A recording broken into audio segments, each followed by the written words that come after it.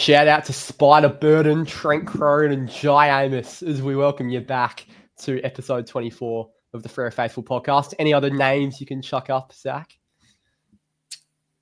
Max Duffy wore 24, didn't he? Max Duffy, correct. Dylan Robertson, I've got on the list here. A lot of fantastic names that are on the great 24 in the past for the Fremantle Football Club. How are you today? Oh, I'm fine, thanks, mate. Just keeping on yourself. You're sounding well. I'm not well. So apologies for the lack of content. There was no content regarding the Carlton game over the weekend. This podcast might end up being 10 minutes as well, but I'll do my best to push through. Thanks to Zach for joining me. He's going to have to carry me through this pod, basically. I've been hit with about 5 viruses at once. So the flu season hasn't been very fun over here in Perth, but it makes it a lot easier when the Fremantle Football Club are winning games, and we nearly didn't on Sunday against a very lackluster Carlton outfit, but we got the job done in the end. You were in attendance, unlike me, Zach. What do you see? Well, if you're that sick, you made the right decision not going, because I've said it, I think, once or twice before, but it was cold. That was just off the charts. And during the first half, you're sitting there going, could this get any worse? But it was literally the definition of a game of two halves. Yeah, it was a good game, I guess, for half of it. I actually thought full credit to Carlton in the first half. That's probably the most hunt I've seen them show all year, which is a bit damning if you follow Carlton. You wait this long to show some fight. But yeah, I guess we didn't play very well in the first half. But as I just said, credit to Carlton. But in the second half, the game flipped. I think it was good coaching. Whole team lifted, as I have done over the past 11 weeks. Most of the time, lifted when they needed to. But yeah, I thought it was an all-round. I don't say I think it's an all-round good game. That's a bit of a lie. I think the second half was very good, but the first half left a bit to be desired. Yeah, well, you just mentioned the first half pressure. It was unbelievable. Like, I want to give a shout out in particular to Coxie and Omac. I thought they stood up so well in that first half. We were just getting bombarded. Our midfield was getting smashed, and it's sort of Carlton's one wood, but at times it's our one wood as well. And we just couldn't get anything going out of there. They were destroying us. Paddy Cripps, George Hewitt, tearing us new ones.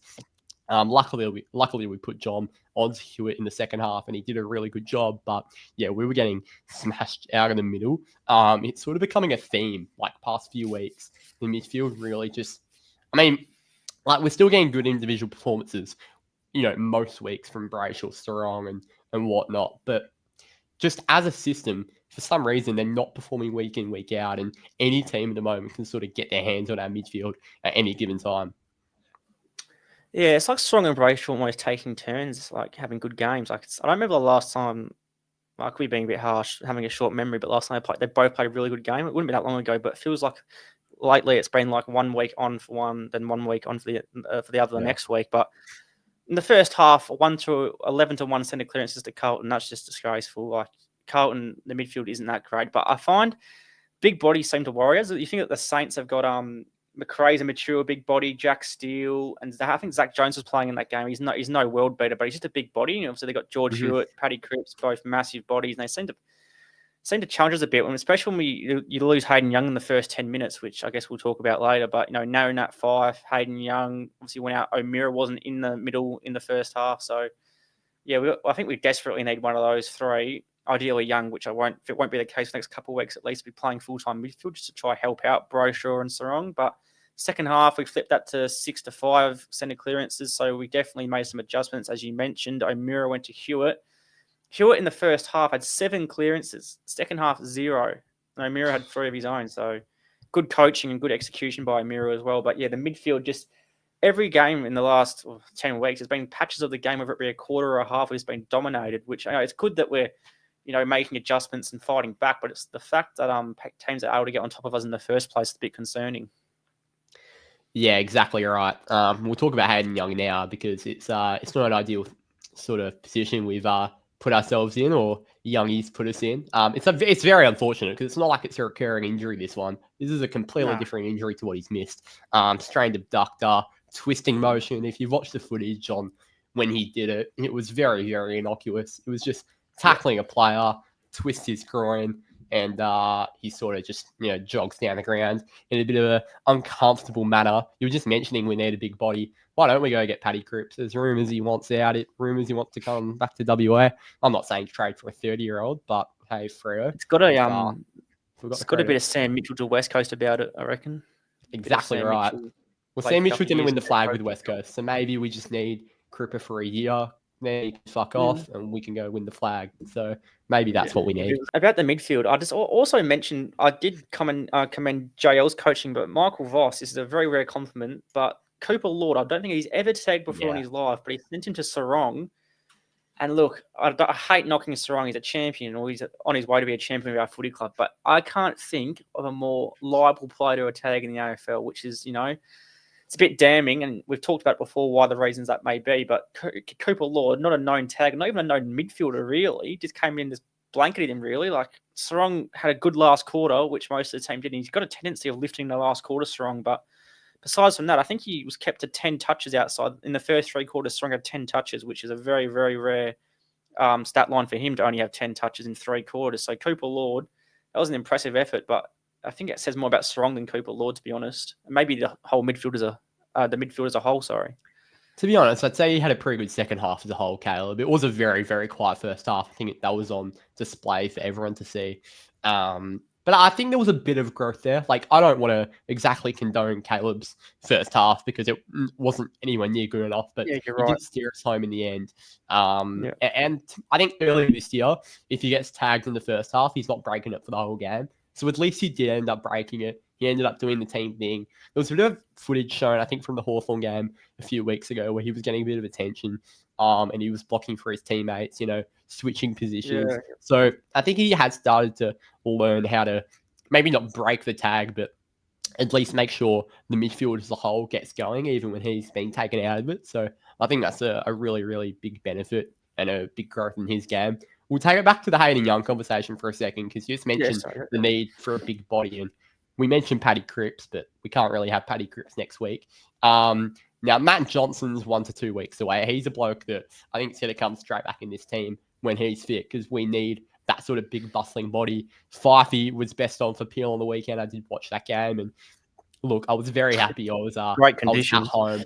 I was very, very happy I was under the blanket with a cup of tea because, geez, 1 goal, 10-16 in the puddles of Claremont Oval. It wasn't great viewing, to be honest, but geez, it was clean. Peel kicked 1 goal and Fifey had 28 touches and looked clean as ever.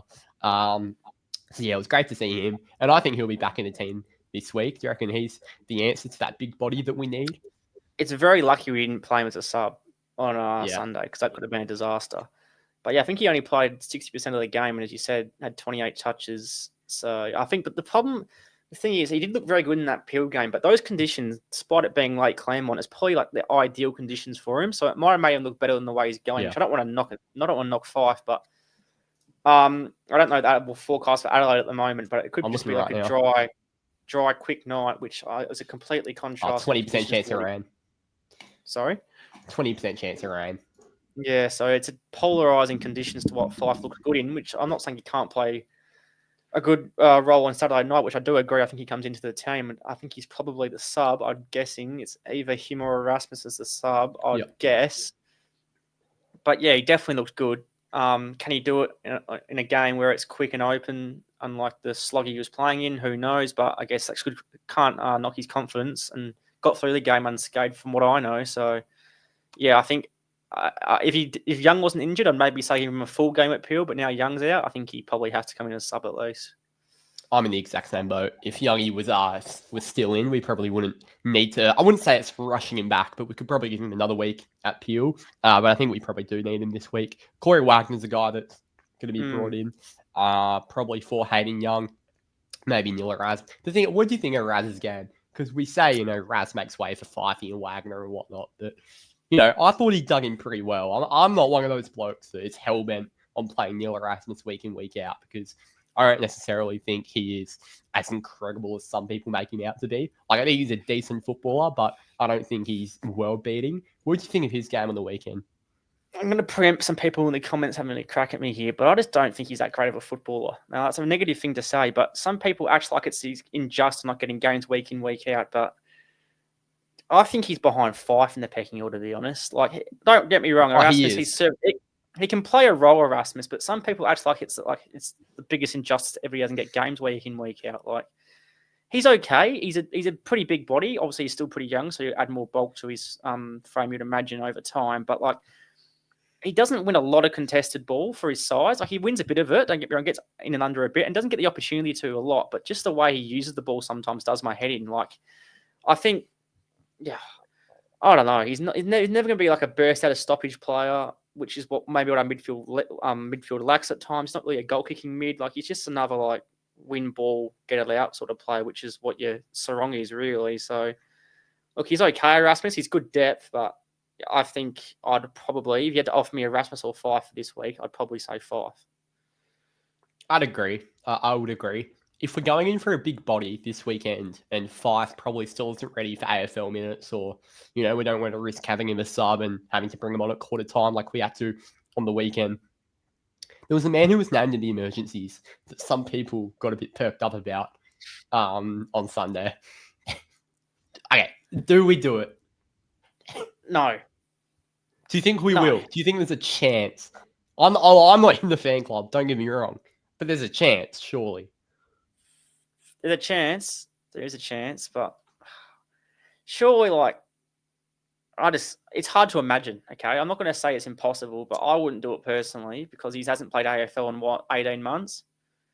So, like, it's good. It's one thing to dominate at Peel. It's another thing to come in and play at AFL level. And he's less exposed to AFL footy than Fife is, which I know Fife, the fitness is the problem, not the up to AFL or not up to AFL, but can he perform at AFL level? Brody's not seen the game, AFL level in 18 months, so it's a pretty big game.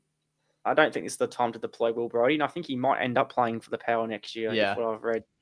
Well, maybe it could be an audition for him. I did see that report that he could go to Port. Maybe it can be an audition for him. He can get a smell of the Adelaide Oval turf.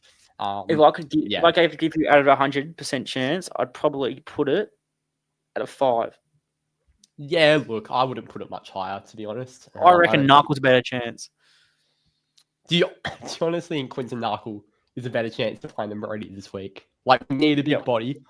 I'm not saying get Brodie in, but do you honestly think Quinton Narkle's a higher chance of playing? Yeah, because I think what will happen was O'Meara will be the big body midfielder and Narkle or Sharp will come on the wing. I mean, I'm preempting my what I was going to raise later in the podcast, but I think that's what happen. O'Meara goes into the midfield and Sharp or Narkle come in and play in the wings, my guess. But yeah, I don't know. To be honest, I actually prefer Jagger as a midfielder. Like, past few weeks, whenever he's been chucked in there to do a role on someone, he's done really well. Like, did really well on Harley, did well on the weekend on George Hewitt, really quieted him down in the second half. So I like Jagger in the middle. I think we need to deploy him there more. I think we actually just look more physical and more British sort of midfield whenever he's in there. So I'm a big fan of him in there. But look, maybe we're just trying to stretch this podcast out to 50 minutes if we're bringing up Will Brodie. In fact, I'll bring that up myself. I apologise for bringing his name up and giving anyone some sort of hope.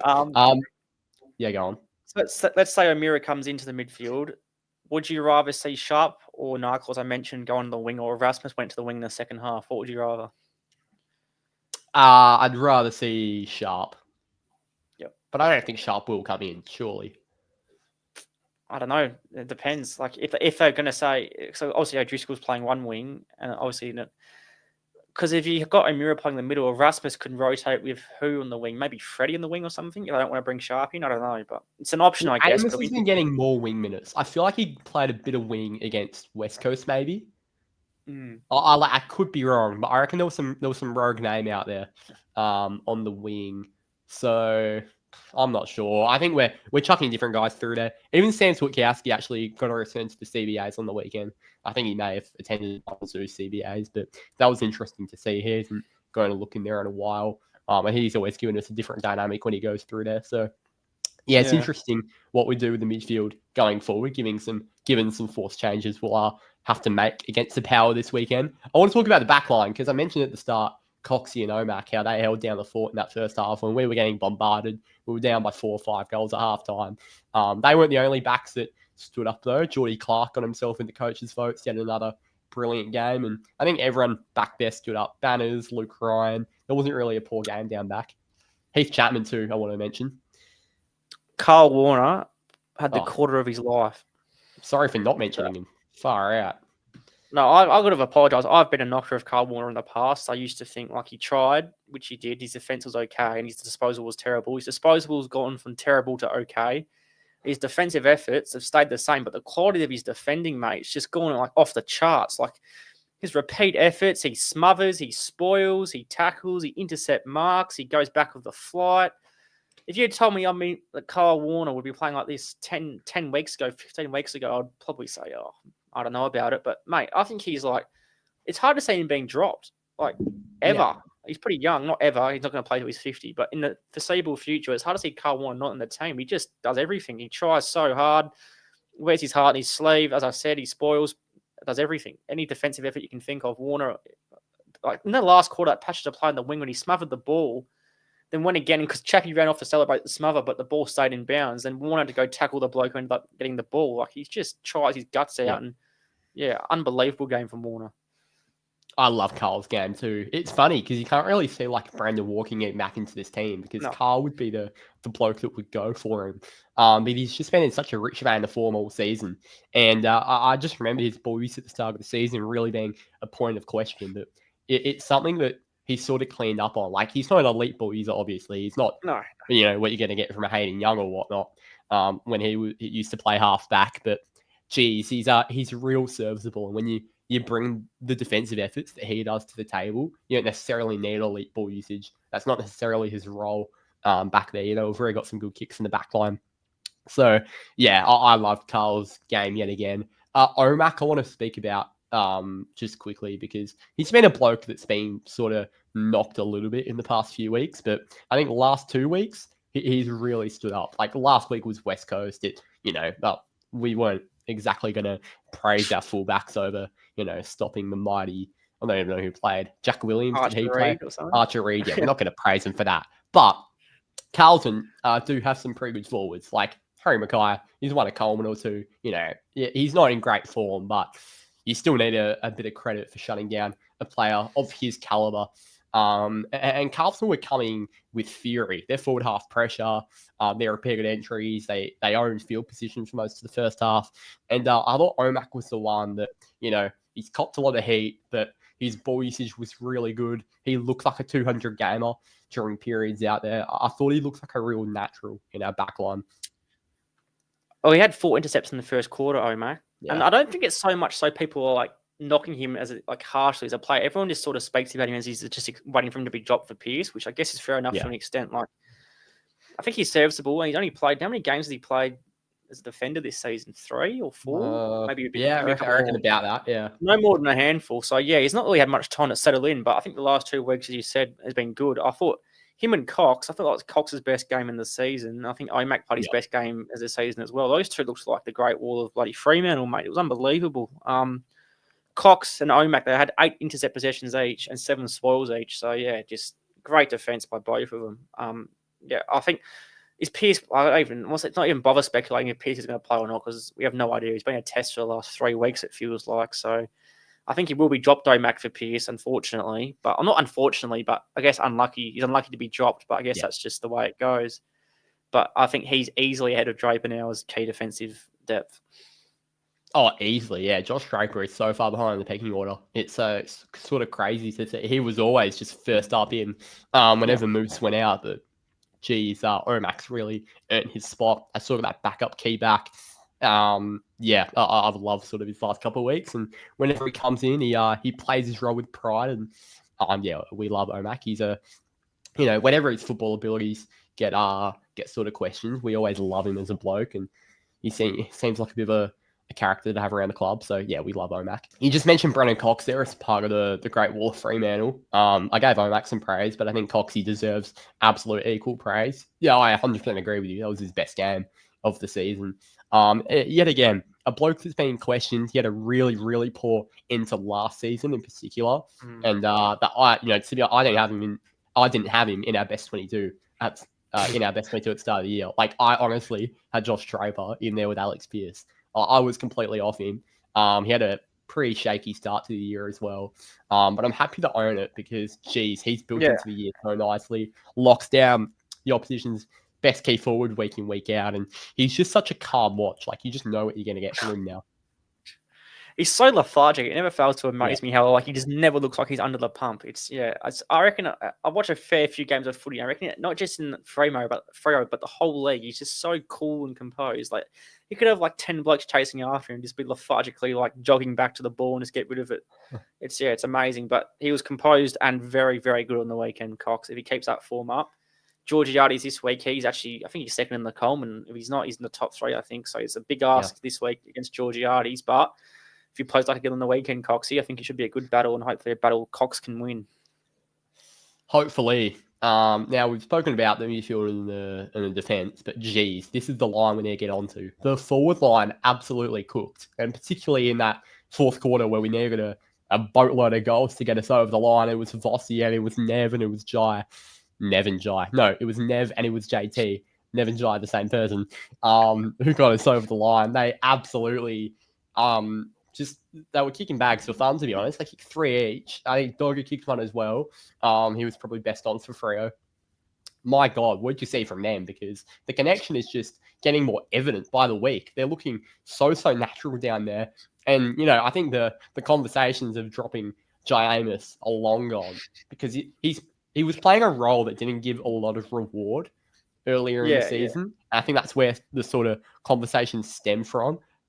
And I think he's still playing that role, but I think he's just getting a lot more reward because of the connection we're starting to get from our mids. I thought it was so good, and it was very, very evident in the second half. What did you make of our key forwards? Well, he said he kicked 3 goals each, all of them. A miss and Voss had a goal assist as well. Tracy, 2 of them. So they've kicked 9 and they've set up 4. So I think one of them was Voss running into an open goal, gave it to Amos, but still, key forwards give 3. I mean, Adelaide's probably got the best 3 key forwards set up in the league with Phil Thorpe, Walker, and Fogarty. And Hawthorns, they got 4 of them now. Chol, what's his face? Anyway, that's not. Well, that doesn't work though, does it? They played one with 4 key forwards and they lost. Yeah, exactly. But the Dockers, our 3 key forwards. Now, they're not first. Adelaide is comfortably ahead. I'm not going to try say that, but I reckon it's arguably the second best key forward pack in the league. I don't know what's the word to use, but you know what I mean. But yeah, and as I said last week, they're all under the age of 24 as well, which is just scary. So the key forward in the last quarter, Vossi led the ground on fantasy points, which is amazing. He had 2 goals, 7 touches, 2 tackles in the last quarter, Vossi, as you do, champ. But yeah, they all just provided.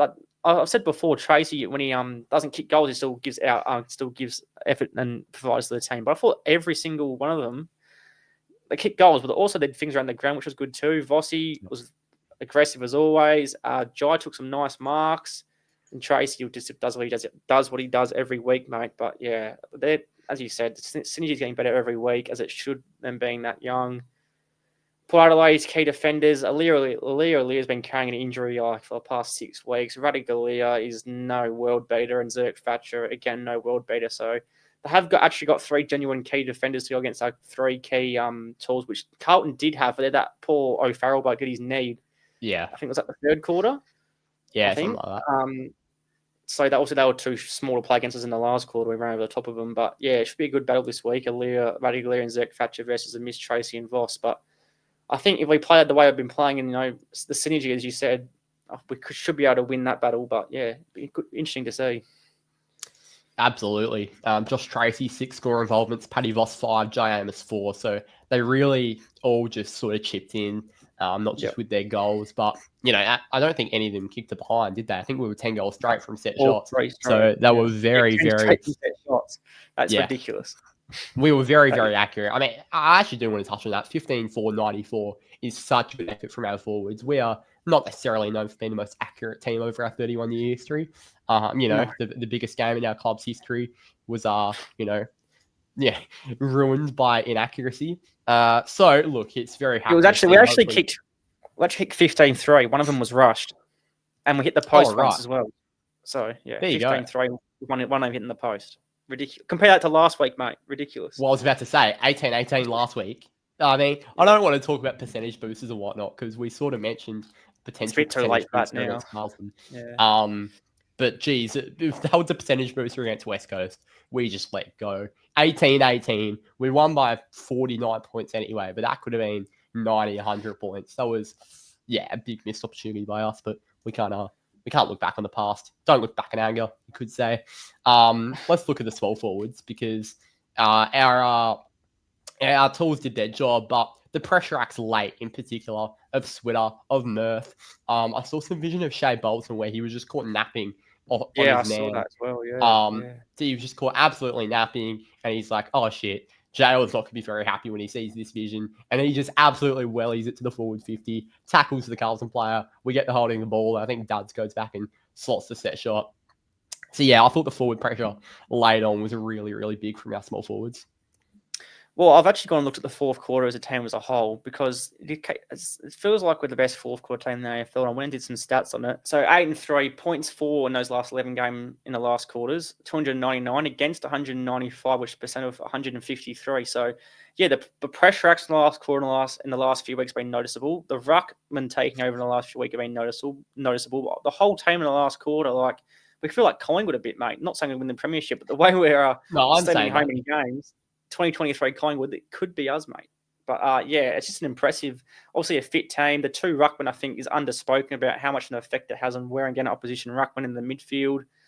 And yeah, our forwards just keep running all day, it seems. The big boys don't tire and the small forwards, they keep pressing. So yeah, and the back line held up as well. And that was actually the most impressive part about this whole last quarter we dominated. The back line peppered for 3 quarters, and in the last quarter did not shrink the task and kept defending for the jumper. So yeah, the whole team, they're not putting in 4 quarter performances, but they're putting in good last quarters, which is probably the most important quarter.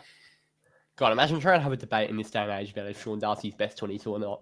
Like that was such a big talking point for about 10 weeks in the middle of the year. But geez, they have just made that role their own. And shout out to Luke Jackson for being a bit selfless because he clearly wants to be number 1 ruck, but I think he knows what's best for the team, and he always just stuck in, and he knew that this would work. And also a shout out to the coaching staff that allowing him to still be around the ball without being in the ruck. I think they've absolutely perfected his role, and with another best on ground performance on the weekend from Dogger. I think it's working so well, and we're just wearing teams down. Like our fitness is highlighted by what our rucks are able to do week in, week out. Dogger kicked the winner against Collingwood. Darcy kicked the goal in that last quarter too. And we just outrun Saints game as well. Saints game. Oh yeah, they both kicked the goal it's unreal. Quarter. It's just our running ability that wears down teams. They can't keep up with us, and that hard preseason we had, I think, is really going to take us well into September. I think I've underspoken Luke Jackson's game. He's had 27 touches, 21 of them contested. He's turned it over once, 6 intercepts, only 5 score involvements because he was handballing it a lot just out of contest. But he and O'Meara were the big bodies that wrestled us back into the contest in that game. How many clearances did he have? He had 8 clearances as well. So yeah, and I thought it was okay in the ruck, but I thought it was better. It definitely had a bigger impact as a midfielder this week, which it's a bit freakish. The bloke's 23, and he can win games rucking, he can win games playing as a midfielder, and he can win them playing as a forward. So yeah, it's a bit scary to be honest. That he's only 23, and I'm glad those talks about him leaving have gone quiet because that would probably break me if he left. But yeah, great game by Jackson. As he said before, I think he was our best player this week, and just a generational talent, dare I say. Oh, exactly right. He was going up against Cripps as a rover and in the ruck. Like, as a big body, it is just ridiculous how Paddy Cripps had a good game. Don't get me wrong. He got in the coach. Oh yeah, that was Cripps' best game of the season, mind you, and we still. I know. Every time I watch Carlton, I'm like, geez, Cripps has really fallen off. But then all of a sudden, his ball usage is just pristine when he gets to play against Freo. So I guess that's the West Coast fan in him coming out. But it was it was a really good game from Cripper. But I think Dogger mitigated him really well in the second half, and just that big body, I thought he did so well. I agree. We have undersold Dogger's game, to be honest, because he just competes week in week. He's best on ground nearly every game at the moment because you can't tag him. You can't really beat him in the ruck. You can't beat him when he goes forward. He's just like an unmatch-upable player, if that's a word. So, yeah, it's unbelievable what Dogger's able to do, and he's working in tandem so well with old Sean, who had another good game on the weekend. I think I saw Champion Data had him ranked 3rd best player in the competition this year so far. I think it was Bond, Ed Richards, and Luke Jackson. So Champion Data do give a lot of credit to Ruckman, but I think he was the highest rated Ruckman, but also he's ahead of Noah Anderson and Nick Dacos and all the other midfielders you can think of. So having an unbelievable season, Jackson. It's a bit of an off-Broadway question, but do you reckon he could win the best and fairest this year? Oh, he definitely could. I'd put it between him and Clark. at the moment. It might cost him. When he missed 3 or 4 weeks, Jackson, the start of the season. Might, yeah. What did he miss? Best and fairest, that really hurts you. He went out of the team when Darcy came back in. I think it was gather round. Was either his last game or his first game back. I think he missed 3 games, I want to say. Yeah, so wasn't ideal. That might cost him. I think Geordie Clark's probably the favourite at the moment because of that, just his continuity. And, I'd love to say Caleb.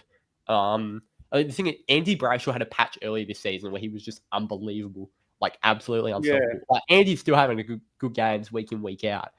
He had a bit of a shaky first half of the weekend, but I think Andy's still a chance. I think Caleb gets tagged out of a few too many games to really have a chance at just consistent votes. But like we know how good his peak is. Like he dragged us over the line against Collingwood.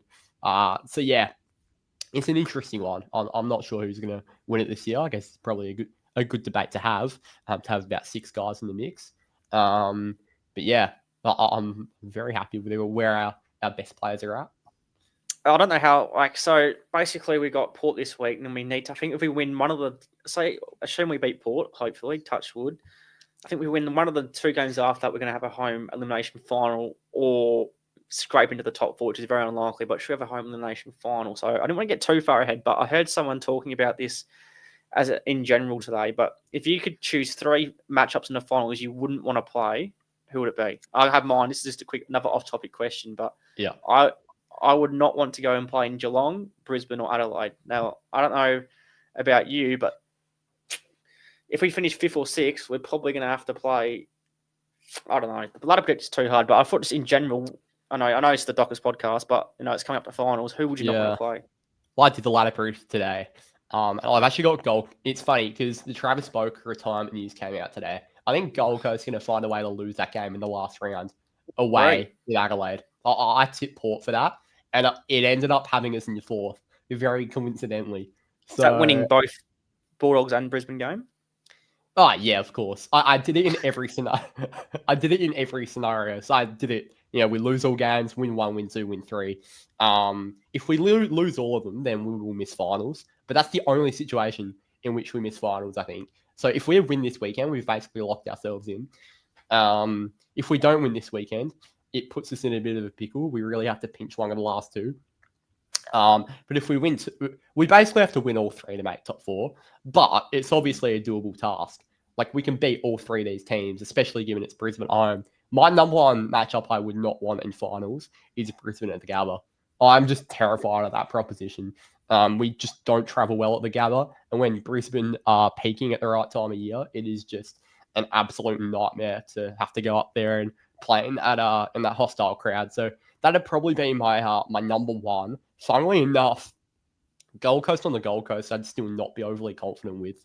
Like, I know we won that game, but I reckon the weather played into it. So that'd probably be there. And I still think Collingwood at the G. Like, I know just because we've won these games doesn't make them any less sort of daunting. I agree, Adelaide would be hard, but for some reason, well, maybe if you think we're going to finish, if we're going to finish 4th, then maybe this week's game at Adelaide Oval is very, very handy practice for 3 or 4 weeks' time. If we're going to finish 4th, yeah, exactly right. So, look, the thing is, I think we can absolutely win our next 3 games, and that probably would put us into the top 4. And the thing is, even if you lose, we're really getting ahead of ourselves, but you're allowed to as fans. If you lose that first week in 4th, you get a home final second week. I'm backing us against anybody at home. And then you get a prelim, and you basically just get one shot to knock off a really good team away from home, which we've still got an uncanny ability. I'd love to play Adelaide in the prelim. Yeah, I'd love to beat versus Adelaide. If I had to choose any top 4 team to versus in a prelim, assuming away, it'd probably be Adelaide. But I'd hate to versus Collingwood in a prelim at the MCG. I'd hate to face Geelong and Brisbane. If I had to choose one of those 4, I'm assuming that'd be the top 4. Maybe Gold Coast. I don't know. It's a really weird ladder, but I'd hate to versus Collingwood or Geelong or Brisbane. Would you take Geelong in the MCG though? Yeah, I reckon in a prelim we probably would. But it'd be very dockery to be forced to be played at GMHBA, wouldn't it? So I would take Geelong at the MCG. Like, I honestly don't think we obviously won't do it as favourites. I'm not expecting us to win that game. But I think out of all the away matchups you can possibly get, Geelong at their non-home ground. Like, I know they travel pretty well there, but, any game's going to be hard, so you can't really pick and choose. You just got to rock up and win. It's just how finals football is, which we don't experience very often. But let's pull it back for a second, because yes, we're talking about grand finals and all that silly stuff. Lid firmly back on. We got Port Adelaide Saturday night, and we are going in as heavy favourites. I think Port Adelaide are $4 or something. Yeah. So we really should go and do a number on them, given what they've been doing over the past few weeks. Now, I'm very happy that this isn't Travis Boak's last game and that he's playing out to the end of the season, because I was scared for a second. Yeah, because one of my mates who supports Port told me that Port cancelled a press conference for yesterday, moved to today. I was like, oh, is Ken Hinkley going to say he's hanging it up after this week because he can't be bothered? Is Boak going to play his last game this weekend? I was like, oh, no. But first of all, Travis Boak, champion of the game, but thank you, sir, for playing on to the end of the season, because, that would just be worst case scenario if he was playing his last game this week. But I can't offer any excuse for a loss to Port, to be honest. They've been getting spanked the last few weeks. They look like they don't even care, not trying. I think they might get Rosé back, which is good inclusion. But besides from that, mate, there's no real reason why we shouldn't go over there and beat them. Absolutely, yeah. And we've broken some venue hoodoos as well this year. We've never beaten Port Adelaide at the Adelaide Oval. We broke that Giants hoodoo. When was the last time we won there? The last time we won at the Adelaide Oval, it might have been the Chapman Spoil, from memory. Oh, yeah. I don't think we've won since then. No, we definitely, because Adelaide have pumped us, I think, once since then. I think that's the only time. And then obviously Carlton gather around. So, yeah, they're the only times. I don't know why we'll throw that game up. We just beat Carlton. I'd call it a hoodoo, Adelaide Oval, to be honest. I wouldn't. I think historically we actually travel okay at the Adelaide Oval. But yeah, we haven't been Port there. And the last time we beat them there was Amy Stadium. So, yeah, way back in the day at Football Park.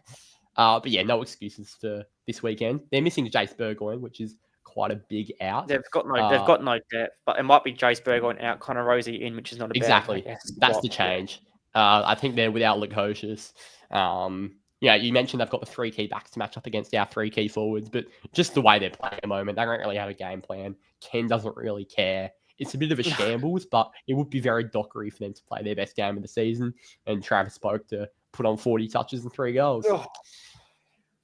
I thought, just mate, before we go, I just had one thing I wrote down. I forgot to mention earlier, which I should have said to you earlier, but I had a little this or that. I've got 6 different questions here for you about players, which you've answered a few of them before. But just before we go, I love to get your opinion on this. So I've got Brandon Walker or Cooper Simpson.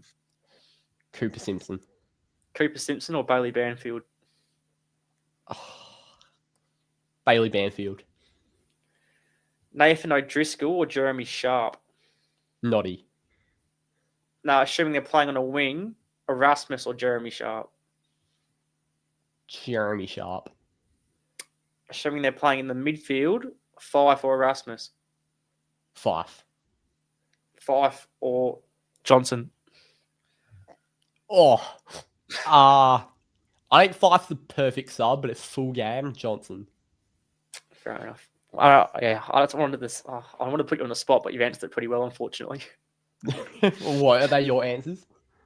Yeah, you have given the exact same answers as me, which is a bit annoying. The Banfield one's interesting because I just think Banfield's a lot more defensively accountable.